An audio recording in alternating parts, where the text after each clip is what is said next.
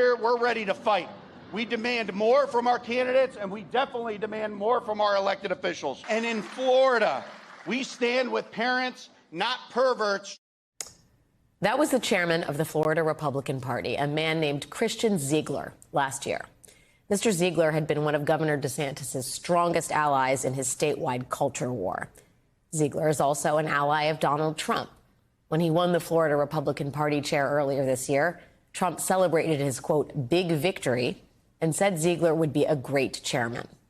Mr. Ziegler's wife, Bridget, is a co-founder of Moms for Liberty, a group that has led the nationwide movement to ban books and classroom discussions of sexual orientation, gender identity, institutional racism, and anything else that they deem incompatible with so-called family values. So the Zieglers were kind of rock stars in the conservative world in Florida until last week.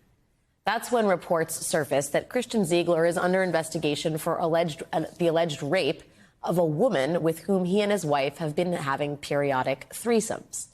According to reports, on October 2nd, the Zieglers made plans for a threesome with the unnamed woman in her home. But when Christian Ziegler arrived at the woman's home alone, the woman says she was raped and sexually battered by Ziegler. Christian Ziegler has strongly denied the allegation, and no charges have been filed at this point.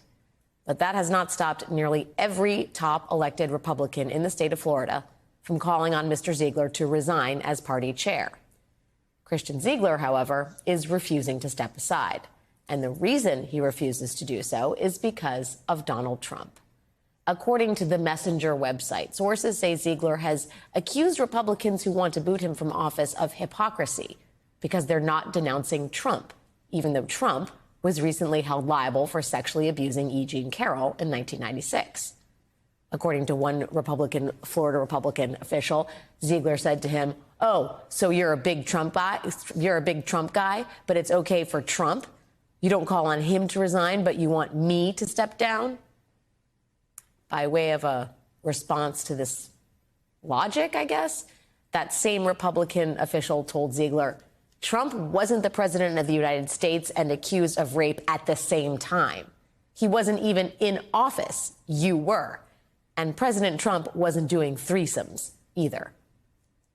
Apologies to anyone who is now trying to unsee that image. But this is the predicament that Republicans now face because of their undying loyalty to Donald Trump. Men accused of carrying out attacks against women have learned from the guy at the top that they can simply deny and obfuscate and bully their way into making everyone else just go along with them. And the problem Florida Republicans are now discovering isn't that Christian Ziegler has violated the values of this party. It is that Christian Ziegler is right at home in the modern-day GOP.